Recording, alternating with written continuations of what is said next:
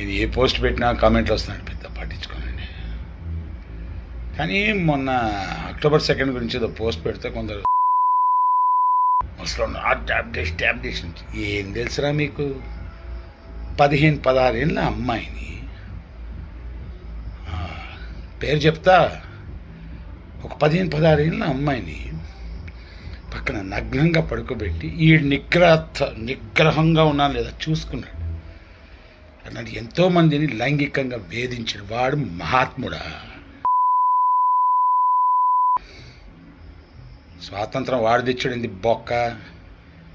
సుభాష్ చంద్రబోస్, భగత్ సింగ్ ఏంటో లక్షల మంది తెచ్చారు, వాళ్ళు పరమాత్ములు. ఈడు పీడోఫైల్. ఇంకో విషయం, జాతిపితన భరతమాత అనే వ్యక్తులమయా మేము. జాతిపిత సింపుల్ స్టేట్మెంట్ వినండి. If Mohan Das Karamchand Gandhi is the father of my nation, then I'm a citizen. Jai Hind. నేర్చుకోండి idiots. Good boys, good girls అండి మీరందరూ. Love you all. అంటే ఎందుకు వీటి గురించి మాట్లాడాల్సి వస్తుంది, ఎందుకు వీటి గురించి చర్చించుకోవాలి అంటే, సమాజంలో ఒక విష సంస్కృతిని నింపుతున్నారు అందరూ కలిసి. భావ ప్రకటన స్వేచ్ఛ అనే పేరుతో విష సంస్కృతిని నింపుతున్నారు. ప్రతి విషయంలోనూ 2 కోణాలు ఉండొచ్చు. ప్రతి విషయంలోనూ గాంధీ పుట్టినప్పుడు మీరు నేను లేవు, సుభాష్ చంద్రబోస్ ఉన్నప్పుడు మీరు నేను లేవు, స్వతంత్రోద్యమం జరిగినప్పుడు మనం లేం, కేవలం చదువుకున్నాం. మరి చదువుకున్న ప్రతిదీ కరెక్టేనా? కాదు. I don't agree. ఖచ్చితంగా మొఘల్స్కి సంబంధించి చాలా గొప్పగా రాసినటువంటి కొంతమంది, అంటే మన పుస్తకాల్లో చేర్చిన కొంతమంది ఖచ్చితంగా భారతదేశ గొప్ప చరిత్ర కలిగినటువంటి రాజుల గురించి, వీరత్వం కలిగినటువంటి రాజుల గురించి, భారతదేశ ఖ్యాతి పరిడి వెళ్ళడానికి కృషి చేసిన ఎంతోమంది చక్రవర్తుల గురించి సరిగా రాయలేదు, మనకి చెప్పలేదు. అది నిజం. అట్ ది సేమ్ టైం వాళ్ళు చెప్పిన ప్రతిదీ తప్ప అంటే అది కాదు. ఎవ్రీథింగ్ ఈజ్ ఒక రకమైనటువంటి వల్నరబుల్ కండిషన్. హిస్టరీ అనేది చాలా వల్నరబుల్గా ఉంటుంది. అదొక తేనె తుట్టె లాంటిది ఒక మాటలో చెప్పాలంటే.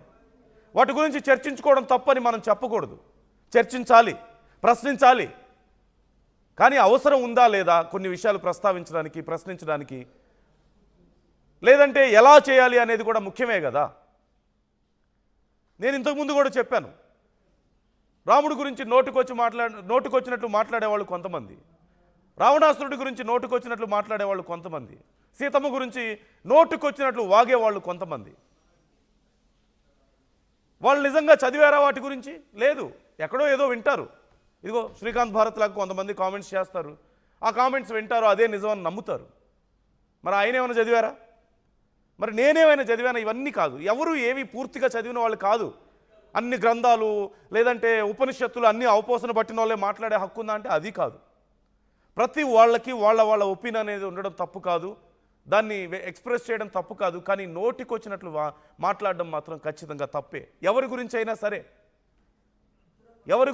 సరే నోటికొచ్చినట్లు మాట్లాడడం తప్పే.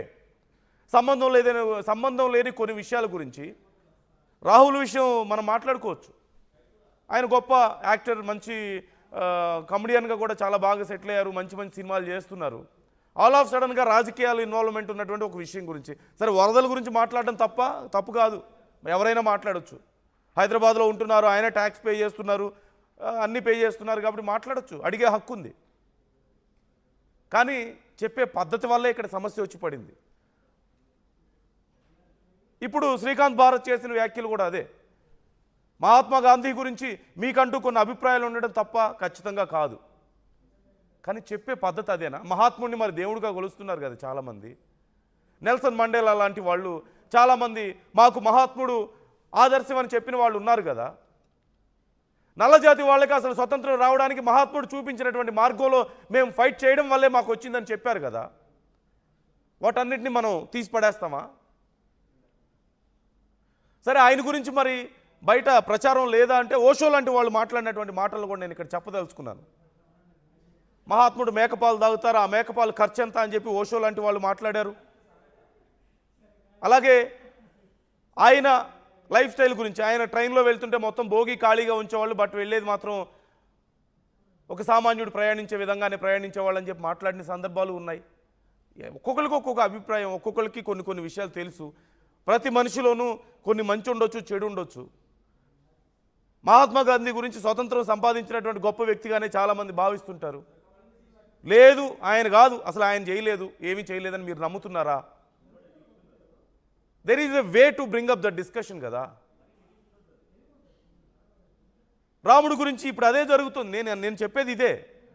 గొప్ప వాళ్ళని చెప్తున్నటువంటి చాలామంది విషయంలో గొప్ప గొప్ప విషయాల గురించి ఒక సందర్భం లేకుండా, ఒక ప్రాపర్ స్టేజ్ లేకుండా నోటికి వచ్చినట్లు ఎవరు పడితే వాళ్ళు మాట్లాడితే వాటి గురించి మళ్ళీ వాళ్ళని ఫాలో అయ్యే వాళ్ళు ఇన్ఫ్లుయెన్స్ అయ్యి చాలామంది వాటినే నిజమని నమ్మి పూర్తిగా తెలుసుకోకుండా మళ్ళీ ఒకళ్ళ మీద ఒకళ్ళు విమర్శలు చేసుకుంటున్నటువంటి కులాల మధ్యలో, మతాల మధ్యలో, లేదంటే గొప్ప గొప్ప వ్యక్తుల గురించి, గొప్ప గొప్ప సంఘటనల గురించి కొట్టుకుంటున్నారు. అక్కడ నోటికి వచ్చినట్టు తిట్టుకుంటున్నారు.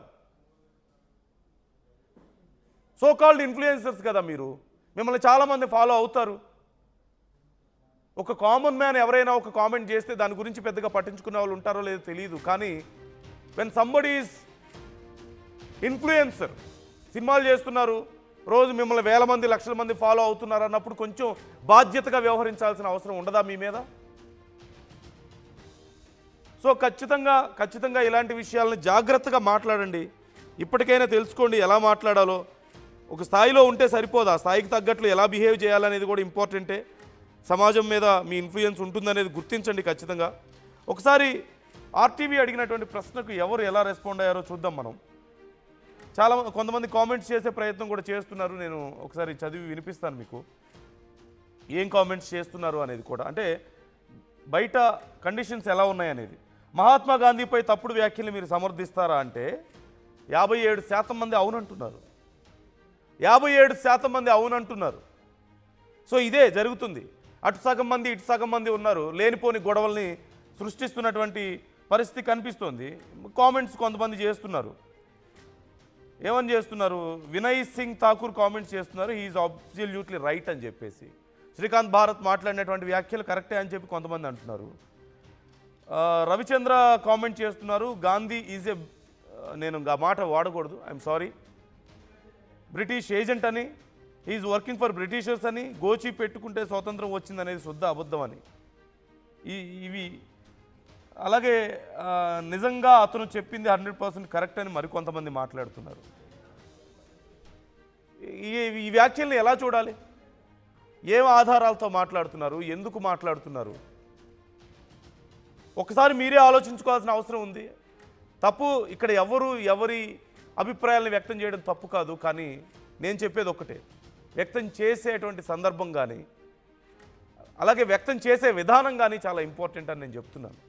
మన గురించే ఎవరికైనా తప్పు అభిప్రాయం ఉందనుకోండి, నువ్వు తప్పు చేసావు అని చెప్పడం ఎవరు తప్పు పట్టరు. అట్ ది సేమ్ టైం వచ్చి నోటికి వచ్చినట్లు మన గురించి బూతులు మాట్లాడుతూ నువ్వు సో డాష్ డాష్ డాష్ అంటే మనం సమర్థించగలుగుతామా? తప్పుని చెప్పే విధానం అదేనా? మీ అన్నో నీ ఫ్రెండో అలా చెప్తే మీరు సమర్థిస్తారా? మరి ఇలాంటి గొప్ప గొప్ప వ్యక్తుల గురించి, గొప్ప గొప్ప సందర్భాల గురించి మాట్లాడేటప్పుడు ఎందుకు అలా మాట్లాడుతున్నారు? మీ అభిప్రాయాలను నాతో పంచుకునే ప్రయత్నం చేయండి, కామెంట్ చేయండి. ఖచ్చితంగా ఇట్స్ ఏ డిస్కషన్ పాయింట్.